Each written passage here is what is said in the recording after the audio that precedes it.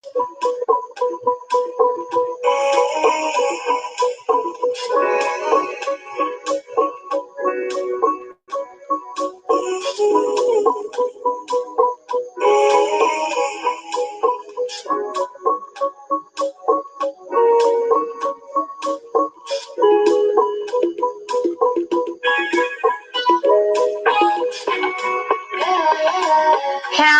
Tuesday, beautiful souls, wherever you are from this phenomenal planet. Recording to you live from Atlanta, Georgia. As promised, I am committed to the Shift Your Thinking Tuesday show where we connect, build and share, and transform our inner experience to a phenomenal outer experience for 13 minutes of our time, of our day. We do it together. We grow together. We build together. Say hi, say hello, welcome. I am feeling, wow, things are moving very quickly, but you have to find a space where you can just time out and make sense of all the moving parts. Today's episode is going to be very timely, very timely. Energetically, I think it's going to be wonderful. So, you know me, I'm doing logistics. If you're new, say hi, say hello. Welcome, welcome, welcome. Because I'm making adjustments to this show today, I want to make sure that you all are aware you can catch the replay on the archive. So we are available now on radio podcasts everywhere, including Spotify. We are part of the Spotify family, so I'm super excited about that. And thank you all for growing with me. Really excited about that. So we are on episode 54. Isn't that amazing? And you see me just kind of doing some things with the caption. I just want to make sure it's there, because I think it's just really cool when we know what episode we are, and especially if you're tuning in for the first time. It's nice to know that you have joined in on episode 54. So if you're new to the show, we are continuing our segments from Shift Your Thinking, authored by Dean Del Sesto, 200 Ways to Improve Your Life. And normally I would hold up the book, but today it's going to be the ebook because yes, I'm in Atlanta. I left the hard copy in my desk at the office. As most of you know, that's where I shoot from. And also, since I'm using my phone, I won't be able to do the Instagram live version. So Instagram family, again, I trust you're connected with me on the radio podcast and you're tuned in, or you're on the YouTube channel, LA Super Agent, on all social media, Facebook, Twitter, Instagram, YouTube, add the .com. And you can be tuned in to learn more about what's going on with our movement and growth. Episode 54, I'm calling it Treat the Root of the Conflict, Not the Symptoms. Ooh, this is going to be a good one. And like I said, it's very timely because, life happens, right? We all have some challenges and we come across conflicts, and it's learning to work through the conflict. So if you're following along in the book, I'm on the section where it says it's never the conflict, but what's underneath the conflict that matters.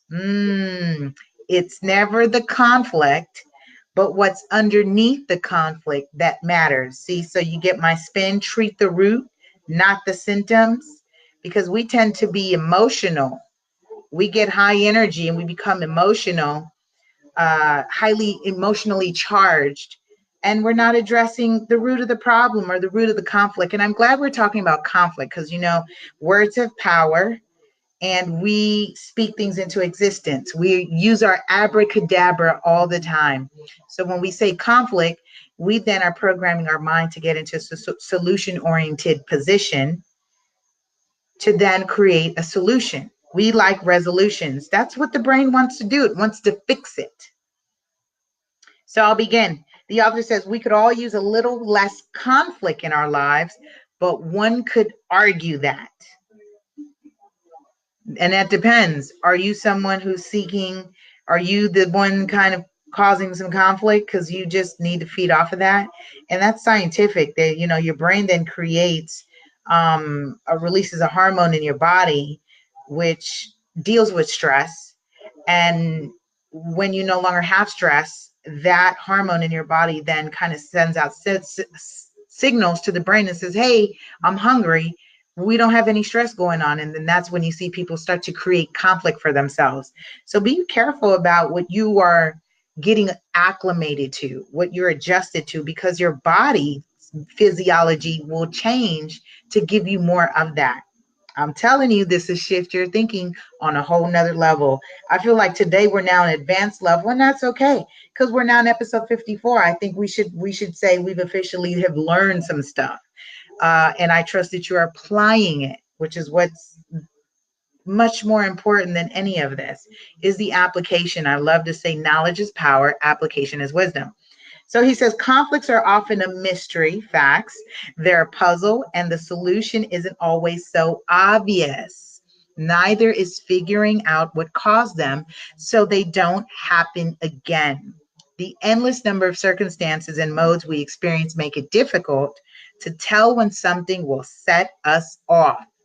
Work through those triggers. Work through those triggers.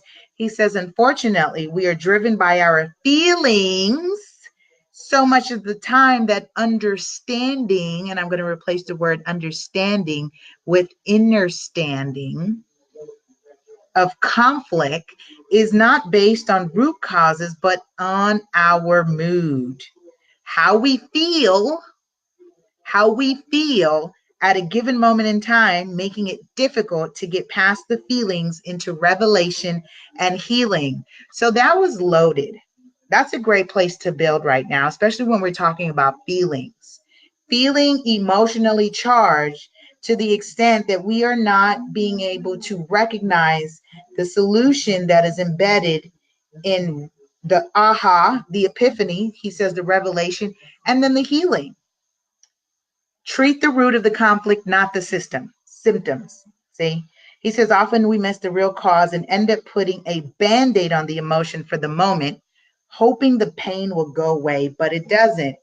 There it goes again. Treat the root of the conflict, not the symptoms. I like that.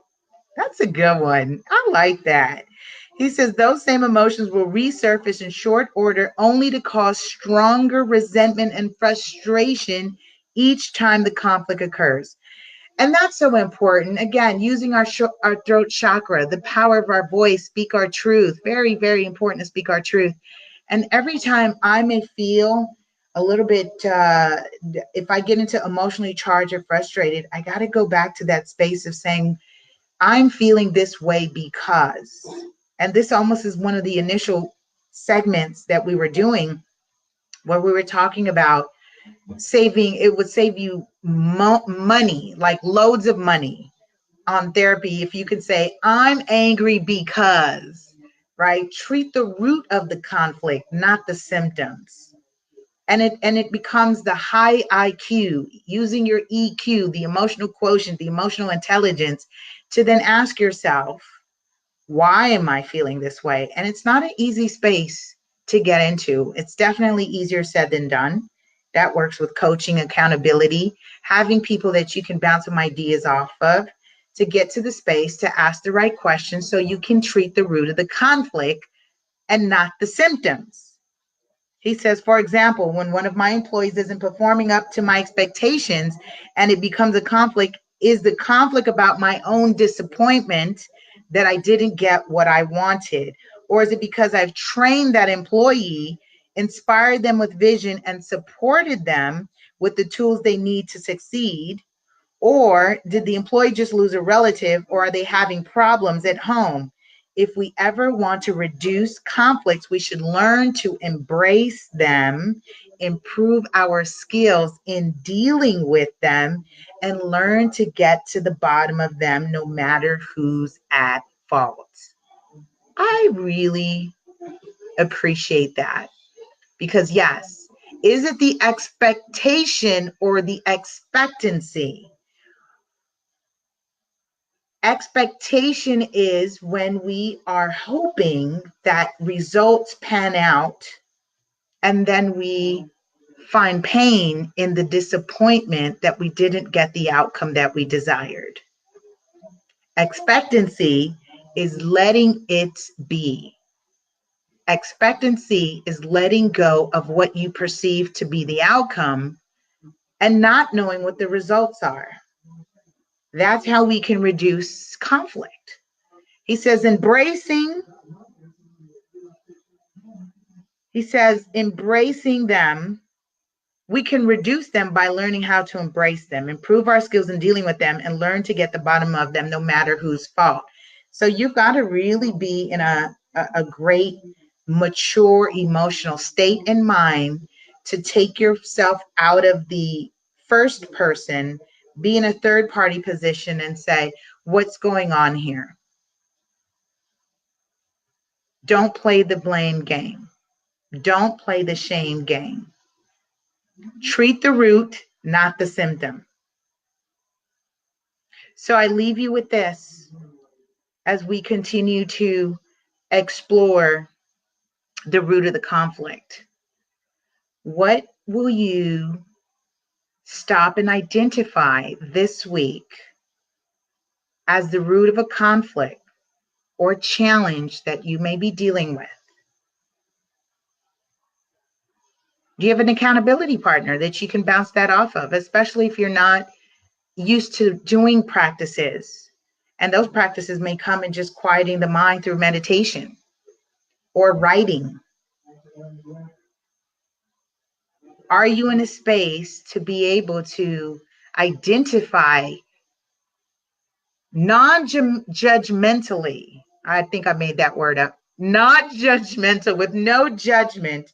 No one is at fault, but what is the root of our conflict? Oh, I think this was a good one. I definitely needed to hear this. Shout out to being in the ATL. I will be here as a guest presenter for a conference. Thank you all for continually supporting the shows, Shift Your Thinking and Ready, Set, Real Estate. And if you're new to the show, be sure to drop a comment, a feedback. Let us know how you're enjoying it. Say hi, say hello, tag and share someone, because we are going to be doing this for quite some time, especially on Shift Your Thinking. We have a total of 200 episodes that we are seeking to complete, and I didn't want to let time zones or trips and plane rides disrupt the commitment to show up to do the show every week on Tuesday. So we made the adjustment this evening. We did a night version, a late night version of Shift Your Thinking. And I continue to say, thank you, thank you, thank you. I love you. I love you. I love you. Be sure to connect with me on all social media, Facebook, Twitter, Instagram, YouTube, at lasuperagent. Have a powerful and productive week. See you guys.